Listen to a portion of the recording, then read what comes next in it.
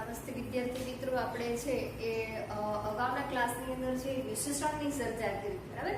એટલે વિશેષણ છે એ હવે પૂર્ણ થાય છે. વિશેષણના જે પણ કઈ 6 પ્રકાર હતી એના આપણે ચર્ચા પણ કરેલી.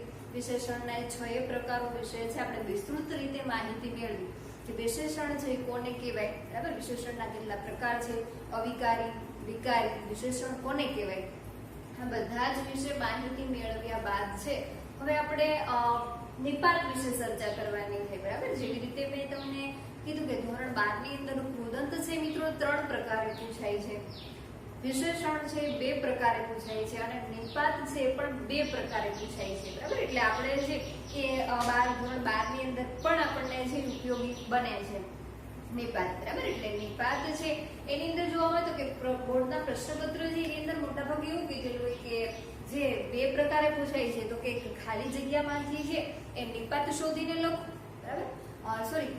યોગ્ય વાક્ય આપેલું છે તમારી સામે પ્રશ્નપત્રની અંદર કોઈ વાક્ય છે અને એ વાક્યમાંથી વાક્ય હશે પણ કયું હશે તો કે કોઈ બાહ્ય ઉદાહરણો નહીં હોય, એ તમારા જે પણ કઈ પાઠ્યપુસ્તકો છે, બરાબર, એ પાઠ્યપુસ્તકમાંથી પાઠનું કોઈ એક વાક્ય આપેલું છે અને એ વાક્યમાંથી તમારે છે એની અંદરથી નિપાત શોધીને લખવાનું રહેશે, બરાબર.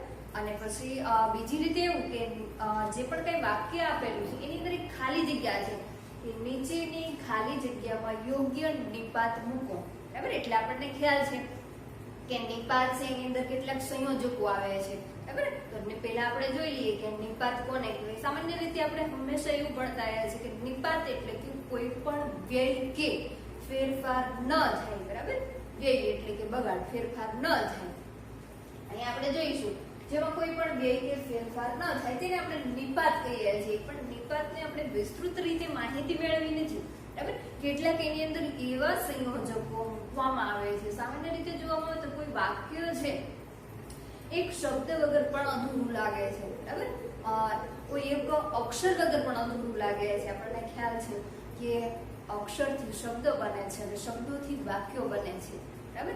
એટલે અહીંયા છે નિપાતની ચર્ચા કરવાની છે. તો નિપાતની અંદર આપણે હંમેશા એવું ભણતા આવે છે કે જેની અંદર કોઈ વ્યય કે ફેરફાર ન થાય તેને આપણે નિપાત કહીએ છીએ.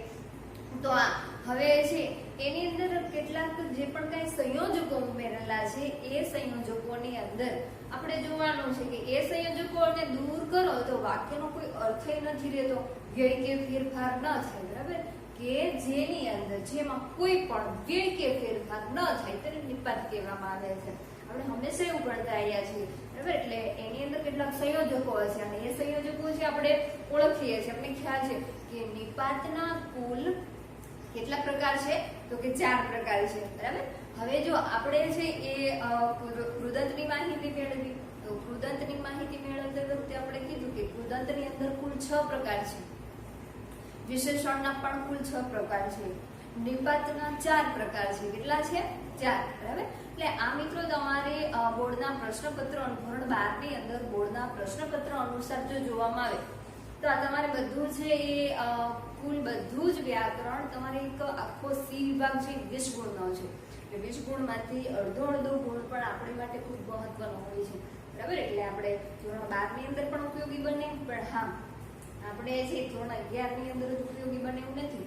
આ તો તમારે કોઈ પણ ક્ષેત્રે વ્યાકરણનો એક હિસ્સો છે જે તમને આગળ પણ છે ઉપયોગી બને છે, બરાબર. એટલે નિપાત કોને કહેવાય આપણે આજે છે નિપાતની ચર્ચા કરીશું, બરાબર. આમ તો હું માનું છું ત્યાં સુધી તમે ધોરણ 10 ની અંદર નિપાત કોને કહેવાય નિપાત વિશે છે એ માહિતી મેળવી અને નિપાત તમે ભણીને પણ આવેલા હશો, બરાબર. છતાં આપણે એકવાર છે એ નિપાત કોને કહેવાય, નિપાત છે એને ઓળખવા કઈ રીતે એની માહિતી છે આપણે લઈએ, બરાબર. તો હવે નિપાત એટલે શું, બરાબર. નિપાત એટલે આપણે સામાન્યની વ્યાખ્યા જોઈએ કે જેમાં કોઈ પણ વ્યય કે ફેરફાર ન થાય તેને નિપાત કહેવામાં છે, બરાબર. તો હવે બીજી એક વ્યાખ્યા છે કે નિપાત એટલે કે વિવિધ પદોની સાથે જોડાઈને. શું કીધું છે કે વિવિધ પદોની સાથે જોડાઈને. હવે મેં તમને એવું કીધું કે નિપાતની અંદર કેટલાક સંયોજકો હોય, બરાબર. જેવી રીતે આપણને ખ્યાલ છે કે કારકની દ્રષ્ટિએ આપણે વાક્યની ચર્ચા કરી, પછી રચના અને બંધારણની દ્રષ્ટિએ વાક્યના પ્રકારોની ચર્ચા કરી, ત્યારે એમની અંદર સંયુક્ત સંકુલ અને મિશ્ર વાક્ય છે આપણે જોયું. સાદું વાક્ય છે, સંયુક્ત સંકુલ વાક્ય છે, એની અંદર પણ કેટલાક સંયોજકો છે એ હોય છે, બરાબર. એટલે આપણને ખ્યાલ છે કે એક પણ સંયોજકોથી પણ વાક્ય કેટલું પૂર્ણ થાય છે. તો અહીંયા નિપાતની ચર્ચા કરીએ તો અહીંયા શું કીધું છે, પહેલા જોઈએ. નિપાત એટલે વિવિધ પદોની સાથે જોડાઈને આગળ, બરાબર. વિવિધ પદો સાથે જોડાયેલા હોય, કારણ કે એને દૂર કરો તો વાક્યનો કોઈ અર્થ રહેતો નથી. આગળ કે પાછળ, તમે માનો છો કે વાક્ય કોઈ આપેલું છે, કાં તો એની આગળ હોય અથવા પાછળ હોય, એવું ન હોય કે એક વાક્ય છે તો એની અંદર એક જ નિપાત હોય, નહીં, બરાબર. એક વાક્યની અંદર બે પણ નિપાત આપેલા હોય, એક પણ આપેલું હોય, બરાબર. માત્ર તમને જે પણ કઈ ઉપર સૂચના આપેલી છે, સૂચના અનુસાર તમે છે એ નિપાત શોધીને લખશો, બરાબર. એટલે બોર્ડના પ્રશ્નપત્ર અનુસાર નિપાત ધોરણ 12 ની અંદર બે રીતે પૂછાય છે.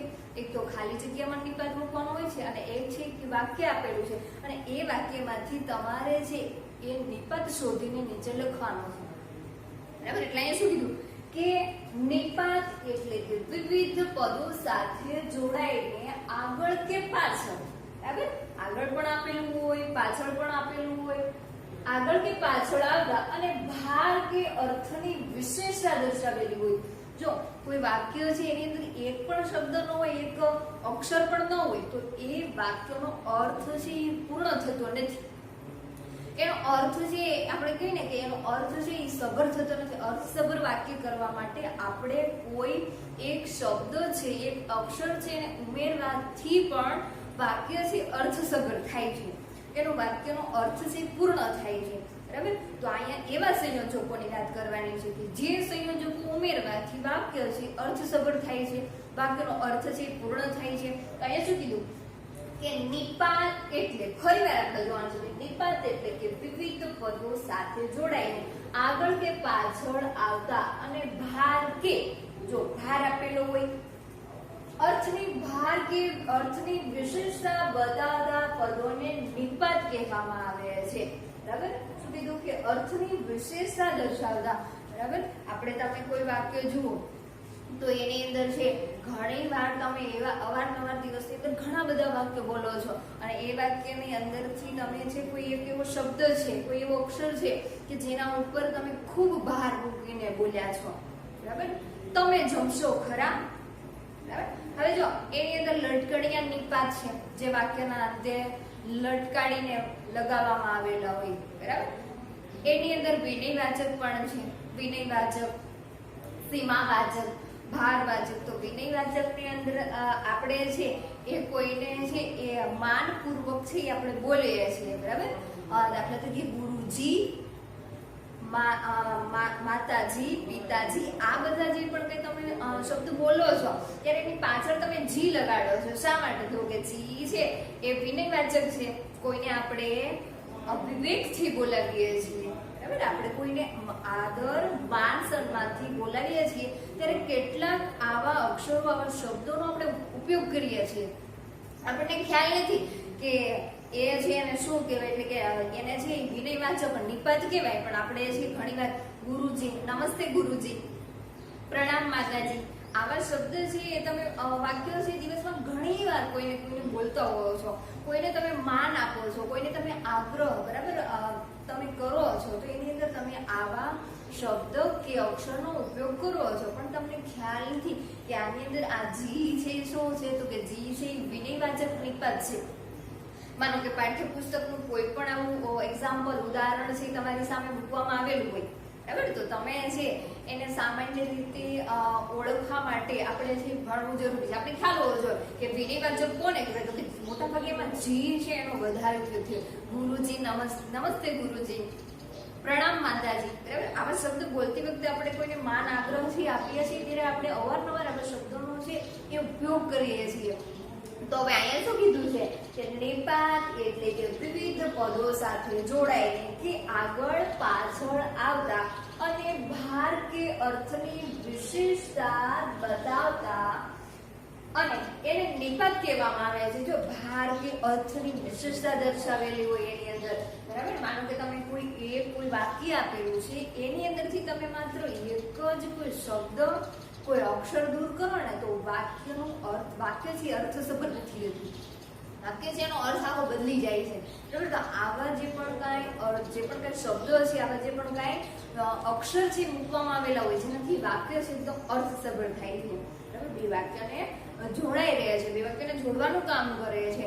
અને શું કીધું છે કે નિપાત એટલે કે કોઈ પણ વ્યય, જેમાં કોઈ પણ વ્યય કે ફેરફાર ન થાય, વ્યય કે બગાડ, આપણે બગાડ કહીએ સામાન્ય રીતે, એની અંદર કોઈ બગાડ કે ફેરફાર ન થાય તેને આપણે નિપાત કહેવામાં આવે છે, બરાબર. હવે આપણે જોઈએ કે નિપાતના કુલ કેટલા પ્રકાર છે, તો કે નિપાતના કુલ 4 પ્રકાર છે.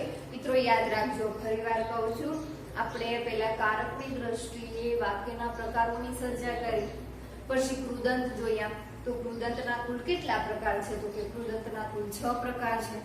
પછી વિશેષણ જોયા, વિશેષણના કુલ કેટલા પ્રકાર છે, તો કે વિશેષણના પણ કુલ 6 પ્રકાર છે, બરાબર. વિશેષણના કુલ 6 પ્રકાર બાદ આપણે વિભક્તિ જોઈ, તો કે કુલ વિભક્તિ છે કેટલી છે, તો કે કુલ વિભક્તિ છે 8 છે, 8 વિભક્તિ પણ ભણ્યા.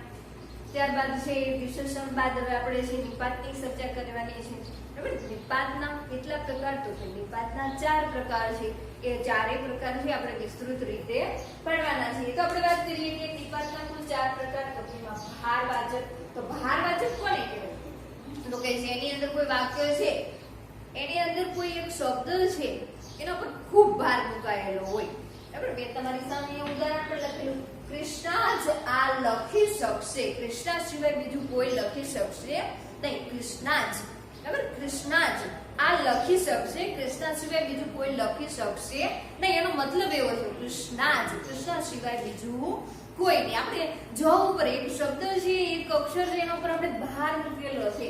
આપણે સામાન્ય રીતે ખ્યાલ છે કે અક્ષરથી શબ્દ બને છે, શબ્દથી વાક્ય બને છે, બરાબર. અને એ વાક્યથી આપણે એ વાક્ય છે અર્થસભર કરવા માટે આવા ઘણા બધા સંયોજકોનો ઉમેરો છે કરતા હોઈએ છીએ, બરાબર.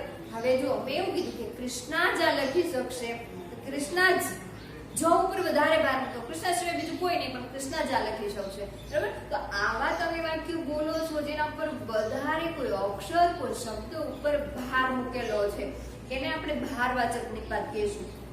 ત્યારબાદ સીમાવાચક, સીમા એટલે કે મર્યાદા, બરાબર. તમે માત્ર આપણે એવું સામાન્ય રીતે કહેવામાં આવે, બરાબર. કોઈ ઉદાહરણની અંદર તો કે ધોરણ 11 ની અંદર માત્ર 50 વિદ્યાર્થી છે, માત્ર 50. આ માત્ર જે શું છે, તો કે માત્ર છે એક નિપાત વાચક આપણે સંયોજક કહીએ, બરાબર. ધોરણ 11 ની અંદર માત્ર 50 જ માત્ર કેટલા, તો કે 50 વિદ્યાર્થી છે, માત્ર 50 થી એક પણ વધારે નહીં. આ એક સીમા થઈ ગઈ, બરાબર, કે 50 થી વધારે નહીં, પણ 50.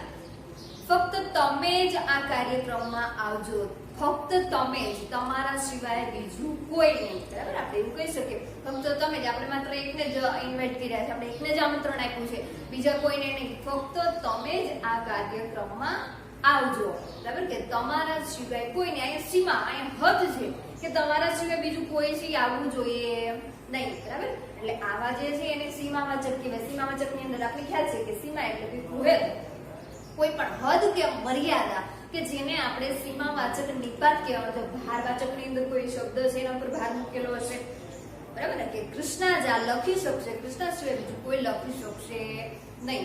મર્યાદાવાચક એટલે કે સીમાવાચકની અંદર કે જેની અંદર સીમા, મર્યાદા, હદ આપેલી છે કે માત્ર આટલું જ તમારે કરવાનું છે, આનાથી વધારે, આનાથી વિશેષ કરવાનું નથી, બરાબર. આ એક સીમા છે, આ એક હદ છે, એને સીમાવાચક નિપાત કહેશું. પછી વિનયવાચક, તો વિનયવાચક એટલે શું, તો કે વિનયવાચકની અંદર તો એવું કીધેલું છે કે વિનયવાચક એટલે કે કોઈને આપણે વિનંતી, આગ્રહ કરતા હોઈએ, કોઈને આપણે માનવાચક શબ્દથી ઉચ્ચારતા, આપણે માનવાચક શબ્દથી કોઈને બોલાવતા હોઈએ, આપણે વિનય, બરાબર ને કીધું ને કે નમસ્તે ગુરુજી, પ્રણામ માતાજી.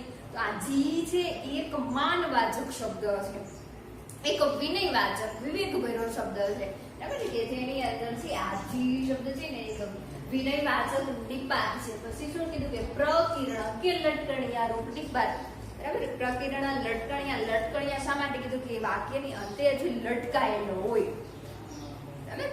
તમે માત્ર આટલું જ જમ્યા, આપણે એવું પણ કહીએ તો એની અંદરથી માત્ર છે આપણે ખ્યાલ છે કે આ જે નિપાત સંયોજક છે એની અંદર માત્ર આટલું જ, આનાથી વધારે નહીં. બરાબર. પછી છે આપણે માત્ર છે ચર્ચા કરી લઈએ. હા, એટલે દરેક વિદ્યાર્થી મિત્રો છે એ જે પણ કાંઈ વ્યાકરણના ટોપિક તમે ભણો છો એ તમે મિત્રો નોટ કરતા જજો, જેથી કરીને આ જેટલું પણ મેં ભણાવેલું છે આગળના ક્લાસની અંદર અને હવે પણ, બરાબર, એ બધું તમારે ધોરણ 12 ની અંદર ઉપયોગી બનાવીશું. એટલે 12 ની અંદર આપણે જે એ માત્ર ચર્ચા કરીએ તો પણ ચાલી શકે, માત્ર ચર્ચા કરવાની જ રહે, પછી વિસ્તૃત રીતે તમે ન ભણો, એક નજર કરી લો તો તમને ખ્યાલ પણ આવે, બરાબર, કે હા આપણે ધોરણ 11 ની અંદર આનાથી આપણે વિસ્તૃત માહિતી છે મેળવેલી. જો ઉદતની ચર્ચા કરી, વિશેષણની ચર્ચા કરી, હા એક વિભક્તિ છે એ ધોરણ 12 ની અંદર નથી થતી, પણ આપણે છે એ વ્યાકરણ વિભાગની અંદર મિત્રો વ્યાકરણ જોવામાં આવે તો બોર્ડના પ્રશ્નપત્ર અનુસાર વિભાગ સી થી વિભાગ ઈ સી કુલ 40 ગુણનો હોય છે. કેટલા ગુણનો? 40 ગુણનો, બરાબર. અને જે એ બી વિભાગ છે એની અંદર, બરાબર, હવે વિભાગ સી ની મેં વિભાગ સી ની વાત કરી, બરાબર, તો વિભાગ સી થી ડી ઈ સુધી, વિભાગ સી થી ઈ સુધી 60 ગુણનો અને એ બી છે એ 40 ગુણનો, બરાબર. એટલે આ જે સી થી ઈ સુધીનો જે વિભાગ છે, આ 3 વિભાગ છે એની અંદર તમારે કુલ 60 ગુણ નો આવે છે, બરાબર, ટોટલ. આપણે ખ્યાલ છે કે બોર્ડના પ્રશ્નપત્ર અનુસાર એક વિભાગ 20 ગુણનો હોય છે, તો આ એ બી વિભાગ છે તમારા પાઠ્યપુસ્તકના પ્રશ્નો હોય છે, એની અંદર તો શું હોય કે કોઈ પાઠ હોય તો પાઠને, ચાલો મેં કોઈ વાર્તા કીધી છે તો પાઠની અંદર તો વાર્તા સાંભળીને પણ તમે એના પ્રશ્નના આન્સર છે, એના જવાબ છે તમે આપી શકશો. પણ આજે વ્યાકરણ મિત્રો એવું છે કે જેની અંદર આપણને વિશેષ અને ઊંડો ખ્યાલ હોવો જોઈએ. જો ખ્યાલ નહીં હોય તો આપણે છે એને સમજવું ખૂબ અઘરું પડશે, બરાબર, અને બરાબર નહીં સમજી શકીએ તો છે આપણે વિભાગ સી ની અંદર તો મોટા ભાગે આવા જ હોય છે, નિપાત ને કૃદંત અને વિશેષણ, બરાબર, સમાસ અલંકાર છે ધોરણ 12 ની અંદર નથી આવતું. પણ એ બધાને બાદ કરતા આપણે બાકીનું રહેલું જે વ્યાકરણ છે, બરાબર, એ વ્યાકરણ છે કન્ટિન્યુ તમારે છે એ કરતું રહેવાનું છે, બરાબર. એટલે આપણે નિપાત જોઈ લઈએ. તો નિપાતની અંદર મેં ચર્ચા કરી કે નિપાત છે કોને કહેવાય, તો કે જેમની અંદર કોઈ વ્યય કે ફેરફાર ન થયો હોય તેને આપણે હંમેશા આ જ વ્યાખ્યા ભણતા છીએ, જેની અંદર કોઈ વ્યય કે ફેરફાર ન થયો હોય તેને નિપાત કહેવામાં આવે છે. પછી એવું જોઈએ કે જો નિપાત એટલે વિવિધ પદોની સાથે જોડાઈને, બરાબર, વિવિધ પદો સાથે જોડાઈને આગળ કે પાછળ, વાક્યની અંદર આગળ કે પાછળ આવતા અને ભારતીય અર્થની વિશેષતા બતાવતા પદોને આપણે નિપાત કહેવામાં આવે છે, બરાબર. જે કંઈક વિશેષતા દર્શાવે છે એની અંદર નિપાતના કુલ કેટલા પ્રકાર, તો કે નિપાતના કુલ 4 પ્રકાર: ભારવાચક, સીમાવાચક, વિનયવાચક અને પ્રકીર્ણ કે લટકણીય રૂપ નિપાત, બરાબર. તો એમાં આજે આપણે છે બાકીના 3 પછી જોઈશું. આજે આપણે છીએ એક ભારવાચક નિપાતની ચર્ચા કરી, બરાબર. તો કે ભારવાચક નિપાત કોને કહેવાય, જેમની અંદર કોઈ ભાર છે, કોઈ વજન છે, એટલે આપણે ભારવાચક નિપાત કહીશું. વ્યાખ્યા જોઈ લઈએ. ભારવાચક નિપાત એટલે કે જ્યારે કોઈ પણ પદ પર વાક્યની અંદર આપણને ખ્યાલ છે કે એકાદું એવું પદ તો હશે કે જેની અંદર આપણે ખૂબ ભાર મૂકીને બોલેલા છીએ, બરાબર. એ પદ પર ભાર મૂકવાનો અર્થ આવતો હોય, બરાબર, એ પદ પર ભાર મૂકવાનો અર્થ આવતો હોય ત્યારે વપરાતા નિપાત એટલે કે ભારવાચક નિપાત. ફરીવાર કહું છું, ધ્યાન રાખજો. ભારવાચક નિપાત કોને કહેવાય, કે ભારવાચક નિપાત એટલે ભાર એટલે વજન, બરાબર. કારણ કે તમારા પર કોઈ વજન મૂકેલો છે તો અહીંયા એક વાક્ય છે ને એ વાક્યની અંદર એક એવું પદ છે જેની પર ખૂબ વજન, ખૂબ ભાર છે મુકાયેલો છે. એટલે શું કીધું કે ભારવાચક નિપાત એટલે કે જ્યારે કોઈ પણ પદ પર ભાર મૂકવાનો અર્થ, બરાબર, કે ભાર મૂકવાનો અર્થ આવતો હોય ત્યારે વપરાતા નિપાત એટલે કે ભારવાચક નિપાત. પણ વાક્યની અંદર કોઈ તો એવું પદ છે કે જેની પર ખૂબ વજન, ખૂબ ભાર મુકાયેલો છે. સામાન્ય રીતે તમે કોઈ ઉદાહરણ આપેલું હોય, કોઈ એક્ઝામ્પલ આપેલું હોય તો તમને ખ્યાલ જ જાય કે વાક્ય વાંચો ને એટલે તરત ખ્યાલ આવે કે આ પદ ઉપર ભાર મુકાયેલો છે. મેં કીધું ને કૃષ્ણા જ આ લખી શકશે, કૃષ્ણા સિવાય બીજું કોઈ નહીં. કૃષ્ણા જ આ લખી શકશે, જ છે એને પર ખૂબ ભાર મુકાયેલો છે. કૃષ્ણા જ આ જ છે મિત્રો શું છે? બીજા જે પદો છે ને એનાથી અલગ આપેલું છે, એમની સાથે જોડાયેલું નહીં હોય. બરાબર, એમની સાથે જોડાયેલું તમને ક્યાંય છે દેખાશે નહીં. એ પદ કેવું છે તો કે બીજા વાક્યથી અલગ છે અને જેના ઉપર વધારે ભાર મુકાયેલો છે. કૃષ્ણા જ, કૃષ્ણા જ આ જ છે કૃષ્ણાથી અલગ છે લખાયેલો. જો તમે જોઈ શકો કૃષ્ણા જ આ લખી શકશે, કૃષ્ણા સિવાય બીજું કોઈ નહીં, કૃષ્ણા જ આ લખી શકશે. પછી એવું ન હોય કે વાક્યની અંદર એક જ નિપાત હોય, વાક્યની અંદર બે પણ નિપાત આપેલા હોય તો એને ઓળખવા છે આપણી જે પણ કઈ ક્ષમતાથી હોવી જોઈએ. બરાબર, એટલે એની અંદર છે જો મેં તમને વાક્યની અંદર કેટલાક સંયોજકો આવે એની મેં ચર્ચા નથી કરી. બરાબર, તો મિત્રો પહેલાના સંયોજકો જોઈ લઈએ કે કયા કયા સંયોજકો છે, કયા કયા એવા સંયોજકો છે કે જેની અંદર વાક્યની અંદર નિપાત તરીકે ઓળખાય છે. બરાબર, જો જ તો આ જ છે મેં કીધું ને કે કૃષ્ણા જ આ લખી શકશે, આ જ ઉપર વધારે ભાર મુકાયેલો છે. બરાબર, તો એવા સંયોજકો જે નિપાતની અંદર જેનો ઉલ્લેખ થાય છે. જ, તો, પણ, ય, સુધા, ફક્ત, માત્ર, કેવળ, જી, ખરા, ખરી, ખરું, જે પણ કઈ હોય. બરાબર, ખરા, ખરી, ખરું, આ બધા કેવા છે? તો આ બધા જે લટકણિયા વાચક નિપાત છે કે જે વાક્યના અંતે છે લટકાડેલા હોય છે. માનો કે કોઈ પ્રશ્નાર્થ વાક્ય પણ હોય તો એની અંદર પ્રશ્ન તો છે, પ્રશ્નાર્થ વાક્ય તો આપણે છે વિરામ ચિહ્નની વાત કરીએ ને આપણે જોઈએ કે પ્રશ્નાર્થ ચિહ્ન કોને કહેવાય તો કે જેની અંદર કોઈ પ્રશ્ન પૂછવામાં આવેલો હોય. બરાબર, તો હવે એની અંદર લટકણિયા વાચકમાં મોટા ભાગનું છે પ્રશ્નાર્થ ચિહ્ન, પેલા લટકણિયા વાચક એટલે કે નિપાત, ખરું, ખરી, ખરું આવું આપેલું હોય અને પછી છે આપણે છે પ્રશ્નાર્થ ચિહ્ન પણ કરેલું હોય. તમે મારા થોડી ભાજી લેશો ખરા? થોડી ભાજી લેશો ખરા? મેં પૂછ્યું છે કોઈને કે તમે થોડી ભાજી લેશો ખરા? આ ખરા છે એ ક્યાં આવ્યું તો કે વાક્યના અંતે આવ્યું છે. જેમ કે આપણે પ્રકીર્ણ લટકણિયા રૂપની પાછી કહીએ છીએ. કેવા છે સંયોજકો તો કે જ, તો, ને, ય, પણ, સુધા, ફક્ત. બરાબર, ફક્ત તમે જ કાર્યક્રમમાં આવજો, તમારા સિવાય બીજું કોઈ નહીં, ફક્ત. બરાબર, તો કે આ સીમા એક હદ, એક મર્યાદા વાચક નિપાત છે. બરાબર, મર્યાદા વાચક નિપાત સંયોજક તરીકે આનો યોજાય. ફક્ત, માત્ર, ધોરણ 11 ની અંદર માત્ર 50 વિદ્યાર્થી છે, 50 થી એક પણ વધારે નહીં. કેવળ, જી, આ જી છે. બરાબર, એક વિનય વાચક ની અંદર મેં કીધેલું કે વિનય વાચક ની અંદર છે જી નો ઉપયોગ થાય છે. માતાજી, ગુરુજી, પિતાજી. બરાબર, આ બધા જી છે વિનય વાચક, વિનય એટલે કે વિવેક ભરા, આગ્રહ ભરા, વિનય ભરા શબ્દ છે કોઈને કેવા છે ત્યારે મોટા ભાગે જી સંયોજકનો ઉપયોગ, જી પદનો ઉપયોગ છે થાય છે. ખરું, ખરા, ખરી આ બધા કેવા છે મોટે ભાગે લટકણિયા વાચક. બરાબર, એટલે ભારવાચક નિપાતની ચર્ચા કરી.